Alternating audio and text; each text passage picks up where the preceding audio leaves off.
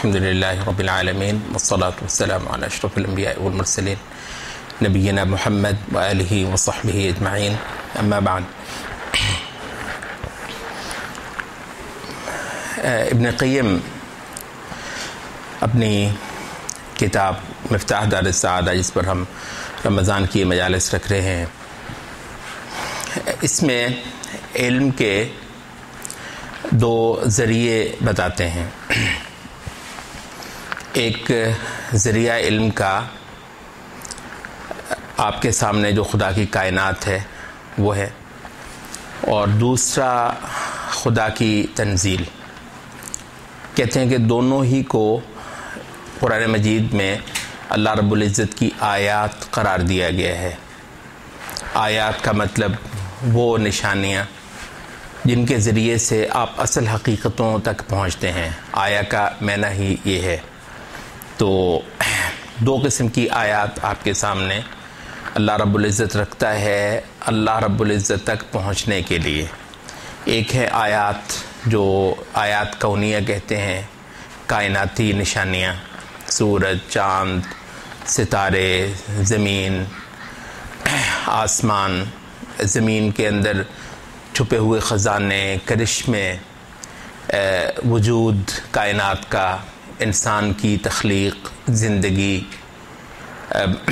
انسان کو جو اللہ رب العزت نے نعمتیں دے رکھی ہیں، جو اللہ رب العزت نے انسان کے اندر فنکشنز رکھے ہیں، اور ہر عضو کا اللہ رب العزت نے ایک خاص مقصد رکھا ہے۔ پھر یہ تمام اعضاء کا مل کر کچھ مقاصد کو پورا کرنا انسان کی زندگی میں، تو کہتے ہیں یہ ساری کی ساری ان کو قرآن مجید نے آیات کہا ہے۔ تو یہ ایک ذریعہ ہے علم کا، صالح علم کا، جن کے ذریعے سے آپ اللہ رب العزت تک، اس کی بندگی تک اور اس کی پہچان تک پہنچتے ہیں۔ اور دوسری وہ آیات جو اللہ رب العزت نے اپنے رسولوں کے ذریعے سے اپنی کتابوں کے اندر لوگوں پر نازل کیں، اور ان کے اندر وہ چیزیں بیان کیں، وہ حقیقتیں بیان کیں جن کے ذریعے سے انسان اپنی حقیقت کو سمجھتا ہے، اس وجود کی حقیقت کو سمجھتا ہے، اللہ رب العزت کی صفات تک پہنچتا ہے، اور اللہ رب العزت کے جو مقاصد ہیں اس پوری کائنات کی تخلیق سے، اور خصوصاً انسان کو پیدا کرنے سے، وہ اشیاء انسان کو سمجھ آتی ہیں۔ تو ان دونوں ہی ذریعوں سے انسان اپنے مقصود تک پہنچتا ہے۔ کہتے ہیں کہ لوگوں کے مابین افراط اور تفریط ان دونوں حوالوں سے بہت چلتی ہے۔ کچھ لوگ جو ہیں وہ صرف کائناتی نشانیوں سے ہی متعلق ہیں، وہ جو اللہ رب العزت کی تنزیل میں جو نشانیاں، جو آیات اترتی ہیں، ان سے غافل ہیں۔ ظاہر ہے کہ وہ اس کائنات کو بھی صحیح طریقے سے نہیں پڑھ سکتے۔ اور ایک وہ طبقہ ہے جو زیادہ تر ہمارا مذہبی طبقہ شمار ہوتا ہے، جو کہ بہت زیادہ یہ قرآن اور حدیث کی آیات ہی کو پڑھتے ہیں، البتہ نگاہیں کھول کر، آنکھیں کھول کر اس کائنات کی نشانیوں کو پڑھنا، سمجھنا، بار بار غور کرنا ان کی زندگی میں بہت کم ہے۔ وہ اس طرف کو ان کی توجہ ہی نہیں ہے۔ تو دراصل قرآن مجید کی آیات تو اس کائناتی کتاب کو پڑھنے میں مدد دینے کے لیے آئی ہیں، اور انسان کو ایک جہت اور ایک رخ دینے کے لیے آئی ہیں۔ تو دراصل تو سورج کے جو چڑھنے سے، سورج کی روشنی سے، سورج کی حرارت سے، سورج کے اپنے وقت پر طلوع اور غروب ہونے سے، اور اس کے علاوہ جو بے شمار اشیاء ہیں، ان سے انسان نے اسباق ہی کشید کرنے تھے اللہ رب العزت کو جاننے کے حوالے سے، اور اس کی قدرتوں، اس کی قوتوں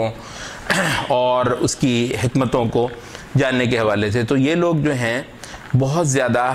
یہ بھی اللہ رب العزت کی تخلیق کے جو مقاصد ہیں ان سے غافل ہی ہیں۔ یہ وجہ ہے دو تین مقامات قرآن مجید کے، ایک ویسے تو بہت جگہ آیا ہے قرآن مجید میں، لیکن ہم دو تین مقامات ہی کا ذکر کر دیتے ہیں۔ یہ سورۃ آل عمران کا جو آخری رکوع آتا ہے، ان فی خلق السماوات والارض واختلاف اللیل والنہار لآیات، آسمانوں کی تخلیق میں، زمین کی ساخت میں، اور دن اور رات کے بدلنے میں یقینی طور پر نشانیاں ہیں لأولی الالباب، عقل والوں کے لیے، سوچ سمجھ رکھنے والوں کے لیے۔ تو یہ قرآن مجید جو کہ آیات ہیں، کائنات کے اندر چھپی ہوئی آیات پر غور اور فکر کا راستہ دے رہا ہے، اور بلکہ آگے فرما رہا ہے کہ الذین یذکرون اللہ قیاما وقعودا وعلی جنوبہم ویتفکرون فی خلق السماوات والارض۔ یہاں دونوں چیزوں کو اکٹھا بیان کیا ہے، اللہ رب العزت کے ذکر کو اور کائنات کے اندر اللہ رب العزت کی چھپی ہوئی جو اللہ تعالیٰ نے چھپائی ہوئی ہیں اور عقل مندوں کے لیے چھپا رکھی ہوئی ہیں، وہ مطلب ان کو چاہتے ہیں تو منکشف کر لیتے ہیں۔ تو ان آیات پر غور و فکر جو ہے دونوں کو اکٹھا کیا گیا۔ تو فرمایا کہ الذین یذکرون اللہ قیاما وقعودا، کھڑے بیٹھے لیٹے ہوئے یہ لوگ اللہ رب العزت کو یاد کرتے ہیں، اللہ تعالیٰ کا ذکر کرتے ہیں۔ اچھا، یہ کون سا ذکر ہے؟ یہ وہ ذکر ہے کہ جو غور اور فکر اور تفکر سے متعلق ہے، اور ساتھ فرمایا کہ وہ یتفکرون فی خلق السماوات والارض، حالانکہ اسی پچھلی آیت میں ذکر ہو چکا ہے کہ ان فی خلق السماوات والارض، یہاں پر وہ یتفکرون، وہ بار بار غور اور فکر کرتے ہیں آسمانوں کی ساخت میں، زمین کی ساخت میں، اور پھر وہ کہہ اٹھتے ہیں یکایک کہ ربنا ما خلقت ھذا باطلا، خدایا یہ پورا یہ جو جہان ہے تیرا ایسا زبردست ہے، یہ بے مقصد نہیں ہو سکتا۔ یہ کنکلوژنز ہیں وہ جو بار بار ڈرا کرتے ہیں، بار بار ان حقیقتوں تک پہنچتے ہیں، اور یہی دراصل ان کی عبادت ہے۔ تو اللہ تعالیٰ کی بڑائی کا دل پر جو ہے وہ اثر بیٹھنا عبادت کی جان ہے، عبادت کا لب لباب ہے۔ اور یہ جب لوگ، یہ جو ہمارے مطلب خاص مذہبی طبقہ، مولوی حضرات ہمارے، یہ جب کائناتی نشانیوں پر غور و فکر کریں گے ہی نہیں تو ان کو اللہ رب العزت کی وہ بڑائی بھی نظر نہیں آئے گی۔ تو قرآن مجید بھی تو دراصل اللہ تعالیٰ کے طرف توجہ کروانے کے لیے ہے، تو اللہ تعالیٰ کی طرف توجہ کروانے کا ذریعہ یہی کہ اللہ تعالیٰ کے افعال کے جو آثار ہیں ان کو آپ بار بار دیکھیں۔ ربوبیت کیا ہے اللہ رب العزت کی؟ اللہ تعالیٰ کی ربوبیت اللہ تعالیٰ کے وہ انعامات ہیں، اللہ تعالیٰ کی تخلیق کے وہ کرشمے ہیں جن کو دیکھ کر داد دینی ہے ہم نے، جن کو دیکھ کر بار بار محسوس کرنا ہے کہ سوائے ایک قادر مطلق ہستی کے یہ کسی کا کام نہیں ہو سکتا۔ اب اس قادر مطلق ہستی کے جو افعال ہیں وہ اس کائنات کے اندر کروڑوں اربوں کھربوں کی تعداد میں جو ہے وہ بکھیر رکھے گئے ہوں، تو ان میں سے ایک ایک کو جاننا، دیکھنا اور اس پر تسبیح کرنا اللہ رب العزت کی، تو کہتے ہیں کہ یہ علم کا، عبادت کا یہ ایک پورا عمل ہے جن کی طرف قرآن مجید نے ہمیں توجہ دلائی ہے۔ دوسرا جو ہے وہ سورۃ فاطر کا ایک مقام آتا ہے، اس میں اللہ رب العزت وہ الم تر ان اللہ انزل من السماء ماء فاخرجنا به ثمرات مختلفا الوانها، کہ بھی پانی اتارا ہم نے زمین سے۔ اول تو پانی اتارنا سینکڑوں ہزاروں میل دور سے ہوائیں پانی ڈھو رہی ہیں، سسٹم بنایا ہے، مطلب وہ دور دراز کے خطوں کے اندر ہواؤں کو حکم دے رکھا ہے کہ بھی سمندروں سے پانی اٹھاؤ، اور بھی قطرہ قطرہ چن کر، قطرے بھی کہتے ہیں، قطرہ بھی بہت بڑا ہوتا ہے، وہ اتنے چھوٹے پارٹیکلز ہوتے ہیں جن کو وہ اٹھاتی ہیں ہوائیں، اور پھر وہ ان کو لاد کر جو ہے تو دور بیابانوں کے اندر، اور پھر وہاں پر بھی جو ہے یعنی پانی کہتے ہیں کہ وہ پانی ایک دم دھڑام سے جیسے مشق کھولتے ہیں، آپ کھول دیں تو پتہ نہیں کیا کچھ نقصانات ہو جائیں زمین پر، ٹھیک ہے۔ بلکہ آپ دیکھتے ہیں کہ بسا اوقات بادل جو ہیں وہ برف ہوتے ہیں، اور یہ جو آپ پر جو یہ ژالہ باری ہو جاتی ہے، تو اگر یہ برف کے چھوٹے چھوٹے بلاک جو انسانوں نے بنائے ہوتے ہیں اگر اسی سائز کے بھی گرنے شروع ہو جائیں تو کیا رہے، کیا بچے۔ لیکن یہ ہے کہ اگر وہ پورے کے پورے جو وہ گلیشیئر جو ہیں وہ کہیں گرنے شروع ہو جائیں تو یہاں زندگی کا خاتمہ ہو جائے۔ چھوٹے چھوٹے قطروں کی صورت میں وہ پانی اتارتا ہے۔ تو پہلے تو اسی پر انہوں نے دیکھا نہیں، غور و فکر نہیں کیا ہے کہ یہ ہوائیں جو ہیں پانیوں کو یوں اٹھایا، اور پھر چھوٹے چھوٹے قطروں کی صورت میں چاہے پانی کتنا بھی دینا ہو، چھوٹے چھوٹے قطرے یہ یہاں پر برسا دیے، اور پھر اخرجنا بھی ثمرات مختلف الوانها، وہ کیچڑ ہو جاتا ہے زمین پر، اس کیچڑ سے پھر ایسے رنگ برنگ میوے پھل ہم نے نکال دیے، اور اتنے مختلف رنگوں کے، اتنے مختلف ذائقوں کے۔ یہ الوان جو ہے وہ عربی میں صرف اس کا مطلب رنگ ضرور ہوتا ہے، لیکن اس کا مطلب جو ہے وہ ویرائٹی کے لیے عربی میں الوان کہتے ہیں، حتیٰ کہتے ہیں الوان من الطعام، مختلف انواع و اقسام کے کھانے، اس کے لیے عرب کہتے ہیں الوان من الطعام، کہ رنگ برنگے ویرائٹی، کہ مطلب وہ پھلوں کی کوئی ویرائٹی ہے جو اللہ رب العزت نے ذائقوں کی جو پیدا کر دی ہے۔ تو بہرحال وہ ذکر کرنے کے بعد پھر وہ کہتا ہے کہ وَمِنَ النَّاسِ وَالدَّوَابِّ وَالْأَنْعَامِ مُخْتَلِفًا أَلْوَانُهُ كَذَلِكَ، پھر انسانوں کے کو رنگ برنگ پیدا کیا ہے، جانوروں کو رنگ برنگ پیدا کیا، یعنی یہ جو ویرائٹی ہے یہ بذات خود ایک دعوت دیتی ہے کہ اس کائنات کا مالک کمال کا جو ہے وہ حسن کی افزائش کرنا جانتا ہے، حسن کی افزائش کرنا جانتا ہے۔ مطلب جو ایسٹیٹک سینس ہے اس کائنات کی، یعنی صرف اتنا ہی نہیں ہے کہ اس نے یہاں مطلب پیٹ بھرنے کا، روٹی کھانے کا بندوبست کر دیا ہے، جن چیزوں سے روٹی کھانے کا بندوبست کیا ہے انہی چیزوں میں جو مطلب ہے کہ جمالیات بھی بھر دی ہوئی ہیں، ایسٹیٹک سینس کی بھی سیٹسفیکشن کمال کی اس نے کر دی ہوئی ہے۔ تو کہتے ہیں کہ جو جانور ہیں وہ رنگا رنگ ہیں اور جو چوپائے ہیں وہ رنگا رنگ ہیں۔ پھر فرمایا کہ وَمِنَ الْجِبَالِ جُدَدٌ بِيضٌ وَحُمْرٌ مُخْتَلِفٌ، جو پتھروں پہ کبھی غور کرو کہ پتھر ایسے ایسے عجیب و غریب رنگوں کے ہیں، تو اس کے اندر بھی مطلب ہے کہ بہت بڑی قدرت اور کرشمے بولتے ہیں جس نے یہ کائنات پیدا کی ہوئی ہے۔ اچھا، انسانوں کا ذکر کرنے کے بعد فرمایا کہ انما یخشی اللہ من عبادہ العلماء، کہ اصل میں تو اللہ رب العزت سے ڈرنے والے علماء ہوتے ہیں جو کہ بات کو بات دیتے ہیں۔ اور اس مقام پر ان چیزوں کو ذکر کرنے کے بعد علماء کا ذکر کیا ہے، یہ قابل غور نہیں ہے، یعنی یہاں شرعی مسائل ذکر نہیں کیے کہ نماز کے کیا احکام ہیں، روزے کے کیا احکام ہیں، نکاح کے، طلاق کے کیا احکام ہیں، اور وہاں پر کہا ہو کہ جی علماء کی حیثیت ذکر کی ہو، کرنے کو تو کی جا سکتی ہے، کوئی مسئلہ نہیں ہے، لیکن یہ ہے کہ کائناتی جو حقائق ہیں